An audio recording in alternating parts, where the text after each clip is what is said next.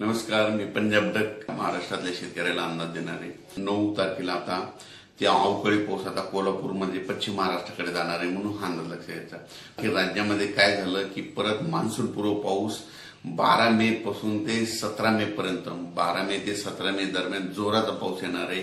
त्याच्यामध्ये वाऱ्याचं प्रमाण असणार आहे, विजाचं प्रमाण असणार आहे, गारपीट देखील असणार आहे म्हणून हा अंदाज लक्षात घ्यायचा।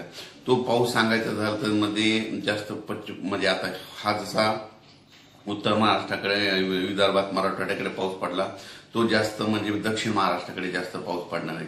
म्हणजे सांगायचं झालं तर म्हणजे सोलापूर जिल्हा, लातूर जिल्हा, नांदेड जिल्हा, परभणी जिल्हा, त्याच्यानंतर हिंगोली, बीड, कडाष्टी, त्याच्यानंतर सातारा, सांगली, सोलापूर, कोल्हापूर, त्याच्यानंतर पुणे जिल्हा, नगर जिल्हा, त्याच्यानंतर बीड जिल्हा, तसेच म्हणजे कोकणात ह्या भागात जरा जास्त पडणार आहे म्हणून हा अंदाज लक्षात घ्यायचा।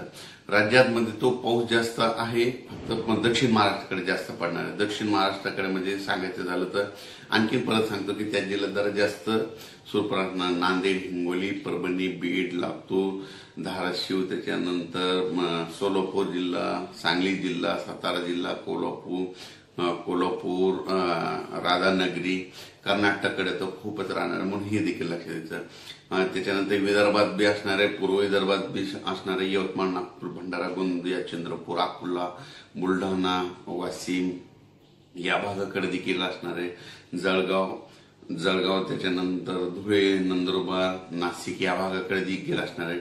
आणि परत एक शेतकऱ्याला सांगू इच्छितो की दरवर्षी मान्सून काय असतो, अंदमान बेटावर 19 मे कधी 20 मे कधी 21 ला येतो, तर यावेळेस वेळे अगोदरच मान्सून अंदमान येणार आहे म्हणून हे सगळ्यासाठी आनंदाची बातमी।